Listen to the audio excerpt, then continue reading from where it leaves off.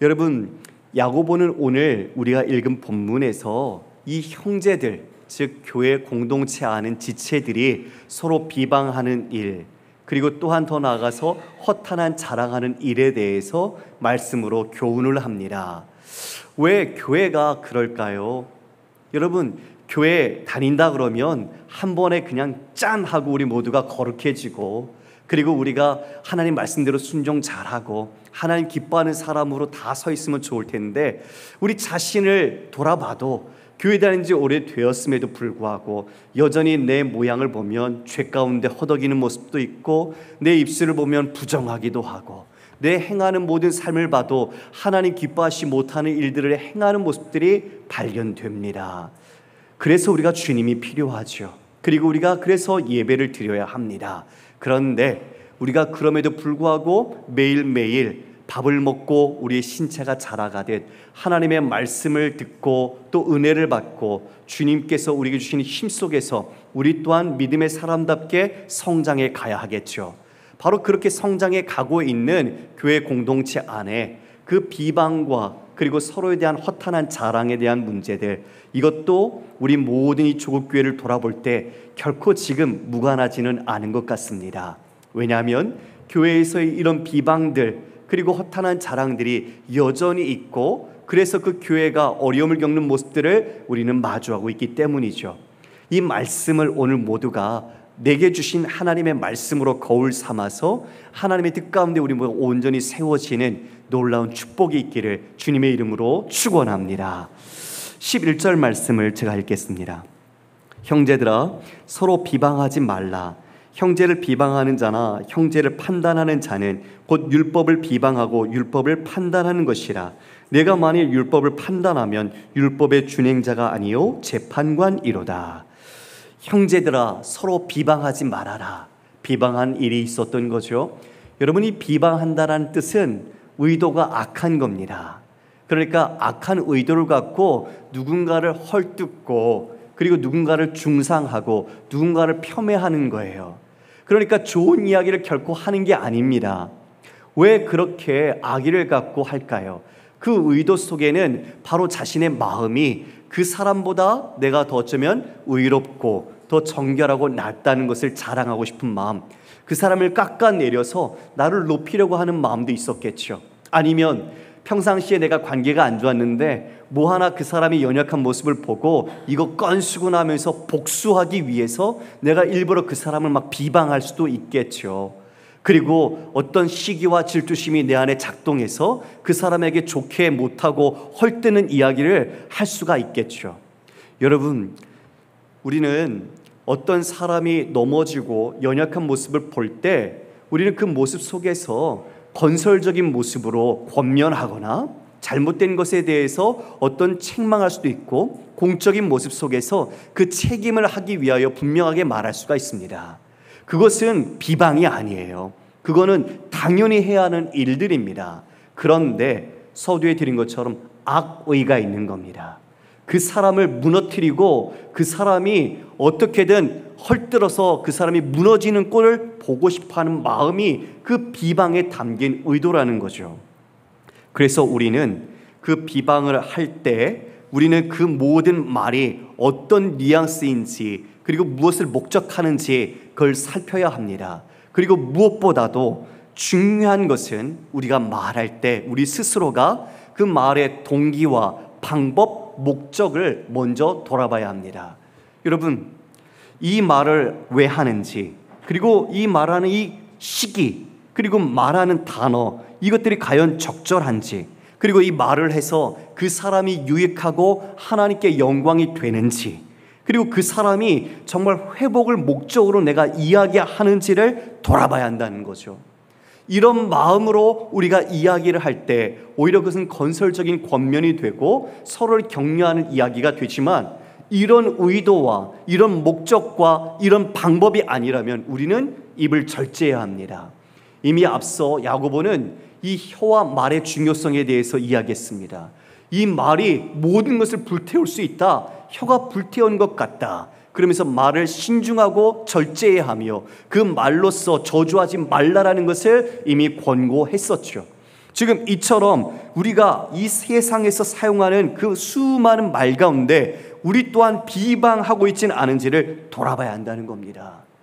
여러분, 비방했을 때 어쩌면 그 순간 내 마음은 시원하고 그 사람 깎아내려서 내가 좀 더 돋보일 수는 있겠죠. 그런데 아십니까? 그걸 하나님이 보고 계시고요, 결론적으로 말하면 자기 스스로가 해가 되는 행동입니다. 그래서 우리는 그 모든 것의 비방을 그쳐야 하는 거죠. 주님 말씀하셨습니다. 네가 하는 대로 너 또한 판단을 받을 것이다. 어떤 한 사람이 자신 눈에 큰 들보가 있는데도 불구하고 다른 사람 눈에 있는 티를 보면서 그 티를 빼라고 비판하는 거예요. 당신 그렇게 살면 안 돼. 왜 그렇게 행동해? 그렇게 하니까 이렇게 되는 거지. 자신은 돌아보지 못하면서 다른 사람을 향해서는 그렇게 티를 빼라고 그 비난과 비판의 판단을 막 날같이 세우는 겁니다. 주께서 말씀하십니다. 마태복음 7장 5절입니다. 외식하는 자요, 먼저 내 눈 속에서 들보를 빼어라. 그 후에야 밝히 보고 형제의 눈 속에서 티를 빼리라. 여러분, 먼저 누구를 살펴야 될까요? 자기요. 여러분, 이 말씀이 우리 모두에게 주어진 말씀 아닙니까? 여러분 한번 돌아보십시오. 한 주간에 나는 내 입술로 내가 머문 공동체에서 아니면 형제들에게서 아니면 가정에서 내가 비방하지 않았나? 어떤 사실인 것 확인도 안 하고서 추측으로 내가 그냥 그걸 가지고 막 싸잡아서 그 사람을 공격하고 그 사람에게 내가 진짜 무너뜨리려고 하는 그런 의도는 없었는가? 우리의 입술이 하나님의 사랑을 증거해야 될 입술인데 우리는 정말 세상에 그 사람들이 뒷담화 하듯이 다른 사람들 막 그렇게 공격하듯이 그런 말을 하지 않았는지 돌아봐야 할 것입니다. 예수님은 사람을 판단하라 하지 않으셨습니다. 하나님을 사랑하고 이웃을 내 몸같이 사랑하라 하셨습니다. 할렐루야. 야고보 또한 그 하나님의 사랑으로 이웃을 사랑하는 것이 최고의 법이라고 이야기를 했습니다. 그런데 여러분, 비방하는 건 그 최고의 법, 하나님의 그 율법의 핵심을 무시하는 거죠. 하나님을 사랑하고 그 이웃을 사랑하는데 그 하나님께서 사랑하는 그 이웃을 향해 내가 스스로 그들을 공격하고 판단하고 비난하고 그들을 무너뜨리려고 하는 겁니다. 그러니 이 모든 것이 그 사랑의 최고의 율법을 무너뜨린 것과 같은 것이죠. 이에 야고보가 이런 말을 하죠. 그렇게 형제를 비방하고 형제를 판단한 자는 율법을 비방하고 율법을 판단하는 것이다. 내가 만일 율법을 판단하면 율법의 준행자가 아니요 재판관이다. 여러분, 율법의 재판관이라고 이야기합니다. 내 스스로가 율법을 내 기준 속에서 마음대로 해석하고 그렇게 다른 사람을 향해서 내가 비난의 화살을 막 꼽아버린 거예요. 말로 칼날을 휘둘러 갖고 다 베어버린 거예요. 그게 누가 하셔야 할 그 판단의 자리는 누구에게 주어진 역할이죠? 하나님 한 분뿐입니다. 네가 재판관이구나, 이렇게 말하고 있는 거예요. 그처럼 비방하는 사람들, 다른 사람들을 험담하고 그렇게 다른 사람들을 폄훼하기를 기뻐하는 사람들, 바로 그런 사람은 율법을 비방하는 것이고 율법을 판단하는 자로 서 있는 것. 내가 그와 율법을 판단하는 자냐 묻는 것이죠. 오직 한 분, 하나님만이 그 율법의 입법자시고 율법을 지키시고 집행하시고 판단하시는 하나님만이 집행의 심판자이십니다. 즉 우리는 하나님 역할을 대신해서는 안 됩니다. 우리가 하나님의 말씀을 배우는 것은 그 말씀을 순종하기 위한 것입니다. 이 시간도 하나님 말씀 앞에 우리의 모든 마음과 귀를 열어 집중해야죠. 그것이 예배자의 바른 태도죠. 지금 그렇게 말씀을 듣기나 하나 그 말씀을 듣지 않고 가서 다르게, 즉 거울을 보고 자기의 모습을 잊어버리는 것처럼 말씀을 듣지만 행하는 자는 자기 스스로를 속이는 자와 똑같은 거죠. 우리는 오늘 그 말씀 속에 이 귀중한 비방에 대한 이야기를 우리의 마음속에 새겨야 할 것입니다. 우리의 인생 속에 정말 비방하고 싶을 때가 있지요. 너무나 그 사람 나빠. 그 사람이 생각할수록 내 마음속에서 화가 치밀고 분노가 날 때가 있지요. 그러나 그때 우리는 주님을 생각해야 합니다. 여러분, 비방하지 말라. 입법자와 재판관은 오직 한 분 하나님이시다. 그분만이 능히 구원하시고 심판하시고 멸하시고 하시는 분이시다. 그런데 네가 누구이기에 감히 이웃을 판단하느냐? 야고보가 질문으로 우리에게 기회를 줍니다. 여러분, 답하십시오. 네가 누구에게 이웃을 판단하느냐? 여러분, 우리는 비방하지도 말아야 되지만 우리가 비방을 당했을 때 어떻게 해야 될까요? 예수님은 그 모든 조롱과 비방 속에서도 그 수치를 감당하셨습니다. 오히려 십자가상에서 그 비방하고 모욕하는 자들을 향해 저들의 죄를 용서해달라고 기도하셨습니다. 비방하는 것, 바로 그것은 그 근원에 교만이 있기 때문이죠. 내가 조금 더 낮고 내 자신이 기준이 되어 있는 교만이 있기 때문에 비방하는 겁니다. 사랑하는 성도 여러분, 우리는 하나님께서 자비와 긍휼을 베푸신 것을 압니다. 그렇다면 우리 또한 마땅히 겸손하게 이웃과 형제들을 사랑하고 그들에게 우리의 자비를 베풀어야 할 것입니다. 교만한 자는요, 이처럼 누군가를 비방할 때 그 안에 자기를 높이려고 하는 교만과 자랑이 있습니다. 결국은 자기의 허탄한 자랑으로 나가게 되어 있어요. 결국 자신이 우쭐하고 자신을 세우려고 하는 마음이 비방 가운데 깔려 있는 것이죠. 이처럼 그 교만한 모습 속에 자신의 허탄한 자랑을 이야기하는 것, 그 유대인들 가운데, 교우들 가운데 상인들, 돈이 있어서 그 사업을 하는 상인들을 가지고 예를 들어서 이제 이 야고보가 이야기를 해줍니다. 13절 말씀입니다. 들으라, 너희 중에 말하기를 오늘이나 내일이나 우리가 어떤 도시에 가서 거기서 1년을 머물며 장사하여 이익을 보리라 하는 자들아. 자, 교회 안에 지금 누군가 이야기를 하는 거예요. 상인이죠. 자, 내일, 오늘이나 내일 내가 어떤 도시에 갈 거야. 그리고 거기 가서 1년을 머물 거야. 그리고 거기서 내가 장사해서 돈을 벌 거야. 여러분, 이 계획 나빠요? 아니면 괜찮아요? 계획 자체는 좋은 거죠. 자, 여러분, 계획을 세우는 건 아주 중요해요. 계획은 필요해요. 그런데 여기에 심각한 문제가 있습니다. 아주 중요한 문제가 있어요. 오늘 내일 어떤 도시에 갈 거다. 거기서 한 해를 볼 것이다. 내가 그것은 자신의 의지가 강함이 그 안에 담겨져 있죠. 예, 아주 자신감이 있어요. 그리고 거기서 내가 장사할 것이다. 그래서 내가 거기서 돈을 벌 것이다. 삶을 1년 동안 거기에 내가 투자해서 내가 돈을 벌겠다라는 목적이 있어요. 근데 여러분, 거기에는 다 자기 중심밖에 없어요. 자기밖에 없어요. 하나님 없는 삶, 하나님 없이 내 스스로 통제하고 결정할 수 있고 스스로의 힘으로 쟁취할 수 있다고 여기는 모든 것, 교만입니다. 여러분, 그래서 그 교만에 대해 야고보가 14절에 정체를 밝혀줍니다. 너희의 실상이 무엇인지 봐라. 14절 말씀 함께 읽어볼까요? 시작. 내일 일을 너희가 알지 못하는도다.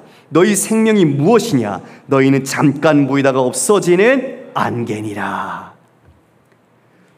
내일 일 너희가 알지 못한다. 여러분, 우리가 지금 예배 끝나고 나가도요, 우리 앞에 무슨 일이 있는지 우리는 몰라요. 맞죠, 여러분? 아무도 알 수 없어요. 내일 어떤 일이 우리에게 초래될지 아무도 몰라요. 그리고 우리는 마치 우리의 생명이 잠깐 보이다가 없어지는 안개와 같다. 해만 뜨면 싹 언제 있었냐라는 듯이 사라져버리는 안개와 같다고 이야기를 합니다. 여러분, 내가 안개와 같다는 걸 알 때 우리는 비로소 교만과 자만에서 벗어날 수 있습니다. 세상에 우리의 마음을 두지 않고 진짜 무엇이 중요한지를 깨닫고 거기에 마음을 둘 수 있죠. 지금 이들이 오늘 내일 간다, 그 시간도 하나님의 것이죠. 그리고 그들이 가서 내가 열심히 장사할 것이다, 그 삶 자체도 하나님 것이죠. 그들에게 주어진 모든 것이 하나님의 것이죠. 그런데 그것을 자기 것으로 착각하고 있죠. 하나님만이 전능하시고 영원하신 분이고 무한하신 분이십니다. 그분만이 이 모든 것을 이루실 수 있는 분입니다. 지금 우리가 숨쉬는 생명조차도 하나님의 것입니다. 할렐루야. 그래서 우리는 겸손해야 합니다. 겸손해야 합니다. 이 세상은 자꾸 계획을 세우고 자기가 성취해라, 자기 개발에 힘써라, 인생 설계하고 성공 전략으로 내 삶의 승리자가 되라, 세상의 0.1%로 네 자신의 가치를 입증하라, 이렇게 자꾸 우리를 유혹하죠. 계획 세우는 건 중요합니다. 그런데 중요한 것은 우리가 하나님 없이 우리가 계획을 세우는 것, 하나님의 주권을 생각하지 않고 내 스스로가 세우는 모든 것은 교만한 거죠. 교만은 내가 누군지, 하나님이 누구인지, 그리고 매 순간 내가 하나님으로 필요하다는 것을 부인하는 것이 교만입니다. 그래서 교만의 죄는 패망의 선봉이 되고, 그 죄는 자신의 운명과 자신의 결정을 내 힘으로 스스로 할 수 있다고 믿는 자기의 믿음에 있습니다. 여러분, 중요한 말입니다. 그러니까 아무리 예배당에 나와도 자기 믿음으로 자기의 힘과 능력과 자원을 통용해서 내 삶의 목적을 스스로 성취할 수 있다는 것을 우린 여기서 보게 되는 거예요. 주님 없이도 나는 내 스스로 할 수 있다라는 아주 자기의 중심적이고 자기의 본의적인 사고방식과 삶의 결실, 이것이 교회 안에 있을 수 있다는 거예요. 솔로몬은 잠언 27장 1절에 이렇게 말합니다. 너는 내일 일을 자랑하지 말라. 하루 동안에 무슨 일이 일어나는지 내가 알 수 없음이니라. 내일 일을 자랑할 것이 없어요. 우리는 말씀드린 것처럼 바로 이 순간 이후에도 어떤 일이 날지는 몰라요. 우리 부르는 복음성가 중에 내일 일은 난 몰라요, 하루하루 살아요라는 가사가 있어요. 맞아요. 우리는 하루살이의 삶을 살고 있는 거예요. 그래서 오늘 우리의 이 하루는 하나님께서 사랑과 자비로 베풀어 주신 선물입니다. 할렐루야. 매일매일의 그 새날은 처음 맞는 하나님의 은혜와 선물일 뿐더러 매일이 그날이 마지막 날이에요. 우리에게는 그날이 마지막 날이에요. 그래서 우리는 오늘을 마지막 날처럼 하나님 앞에서 잘 살아야 합니다. 우리는 내일이 우리에겐 담보되지 않을 수 있습니다. 우리 모두는 하나님의 주권을 인정해야 돼요. 그리고 주님의 계획을 우리는 염두에 둬야 돼요. 우리의 생명조차 주님의 손에 있지 우리의 손에 있지 않잖아요. 그러니까 주님께서 만약 허락해 주셔서 내가 산다면, 내게 생명을 주신다면, 나를 살게 하신다면, 이런 일 저런 일 주님 허락하신다면 내가 해보겠습니다. 겸손하게 말하라는 것이죠. 사도 바울도 주께서 허락하신다면 이라는 표현을 씁니다. 이것이 성도가 가지는 확신입니다. 우리에게 주어진 자원이 우리의 확신이 아니라 주님이 계시다는 것과 주님의 약속의 말씀과 주님의 인재가 우리의 확신인 것이죠. 그 믿음, 그 확신 속에서 우리는 주님의 주권을 인정하고 우리 자신과 우리의 삶 전체를 의탁하는 것이 바로 신앙의 태도이고 우리의 삶의 모토가 되어야 할 것입니다. 이에 야고보는 자기 중심적인 허탄한 그 모든 자랑 다 버리라. 그 모든 자랑은 다 악한 것이라고 말합니다. 그리고 결론적으로 17절에 이와 같이 우리에게 교훈합니다. 17절 우리 함께 읽어볼까요? 시작. 그러므로 사람이 선을 행할 줄 알고도 행하지 아니하면 죄니라. 사람이 선을 행할 줄 알고도 행하지 않으면 죄다. 여러분, 이 말을 지금 안 믿는 사람이 아니라 믿는 사람에게 했다는 것은 선이 무엇인지 안다는 거죠. 그들이 주님의 말씀을 배웠고 주님이 무엇을 기뻐하시는지를 안다는 것이요. 여러분, 선은 하나님이 선하시며 하나님의 말씀이 선하고 하나님이 행하신 모든 것이 선하십니다. 그래서 우리가 오늘도 배우는 말씀은 선한 말씀이고 우리는 그 선을 아는 것으로 그치는 것이 아니라 선을 행하는 자리까지 가야 한다는 것을 이 야고보가 마지막 결론으로 이야기하고 있는 겁니다. 왜요? 사랑하라는 것 알잖아요. 그런데 알지만 비방하는 거예요.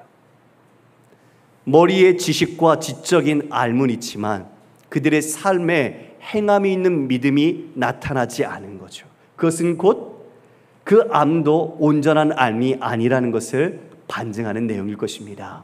여러분, 우리는 이 마지막 절에서 선을 행할 줄 아는데 그것을 행하지 않으면 죄라는 것에 우리 자신을 다시 한번 돌아봐야 합니다. 성경에는 두 가지 명령 방식이 주어집니다. 첫 번째는 무엇 하지 말라라는 금지 명령입니다. 또 하나는 무엇 하라라는 적극적인 명령입니다. 그런데 우리의 인식 속에는 맞아, 도둑질하지 말아야 돼, 살인하지 말아야 돼, 그리고 간음하지 말아야 돼, 무엇 하지 말라라는 것이 죄에 대한 우리의 인식 속에는 잘 들어와 있어요. 그렇죠? 안 그런가요, 여러분? 그렇잖아요. 그런 것들은 우리 안에 알고 있어요. 그런데 더 중요한 것은 사랑하라, 섬기라, 용서하라, 화목하라, 이 적극적인 하나님의 명령을 우리는 순종하지 않는 거예요. 알면서 신앙생활을 수십 년 했는데도 여전히 내가 사랑하지 않는 모습들이 발견되고, 여전히 화목하지 않고 비방하고, 내가 그 사람과 구별되어서 내 자신을 따로 떼놓으려고 하는 모습이 있고, 내 자신이 더 옳다고 말함으로써 내 자신을 더욱더 가치를 증거하려고 하는 의로운 자기위에 빠진 모습이 교회 안에 있고, 그래서 서로 분열되고 아픔과 상처가 나타나고 있는 모습 속에 지금 마지막 17절을 통해서 너희들이 선을 행할 줄 알면서 안 하면 그것이 죄다. 여러분, 이 말씀 앞에 저와 우리 모두가 정말 당장 무엇이 선한 줄 아는 것부터 순종하기를 원합니다. 정말 내가 사랑해야지, 도와줘야지, 섬겨야지, 그래 내가 희생해야지, 우리 주님께서 주셨던 최고의 율법의 계명들을 내가 안다면 그 선함을 따라 우리가 바로 순종하는 것이 하나님을 기쁘시게 하는 것이요, 하나님께 영광을 돌리는 믿음일 것입니다. 성도 여러분, 말씀을 정리합니다. 우리는 자신 기준으로 형제들을 판단하지 마십시오. 모든 판단은 하나님 한 분만이 하십니다. 오히려 형제가 넘어지고 연약한 것을 보거든 여러분 자신을 먼저 살피십시오. 나 또한 내가 그러지는 않은지 돌아보시고, 그리고 주님의 말씀을 따라 그 형제를 사랑하고 격려하고 위로하고 그 형제의 짐을 같이 져주십시오. 이것이 성경이 말씀하시는 바입니다. 또한 우리는 잠깐 보이다 없어지는 안개 같습니다. 교만을 버리십시오. 내 힘, 내 자신을 주체로 사는 인생이 아니라 여러분의 인생의 주어를 주님으로 바꾸십시오. 주님께서 여러분과 동행하시고 주권자 되시는 하나님이 여러분의 삶의 뜻하신 바를 깨닫고 그대로 순종하도록 여러분 내어 드리십시오.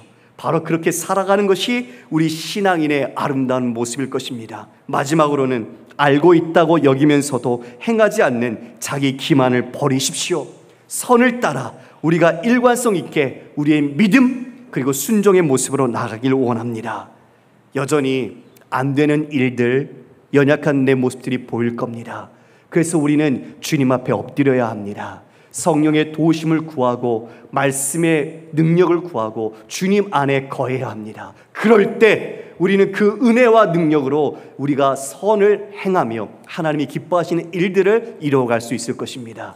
바라기는 우리 사랑하는 영천의 공동체 한 분 한 분 누구도 예외 없이 하나님의 들은 이 말씀을 따라서 선을 행하고 그리고 서로 사랑하고 서로를 세워줌으로써 하나님이 기뻐하시는 가정과 공동체와 주님 여러분의 모든 삶을 이루어가시기를 주님의 이름으로 축원합니다.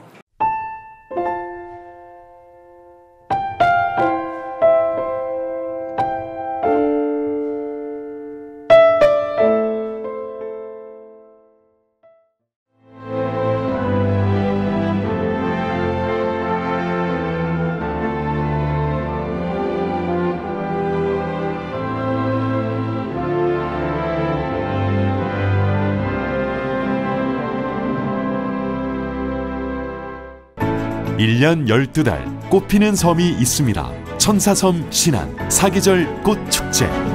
봄을 여는 수선화부터 섬길을 걸으면 걸을수록 놀라운 즐거움을 선사하는 겨울꽃 애기동백까지. 이제 대한민국 섬여행은 사계절 꽃축제와 함께 천사섬 신안.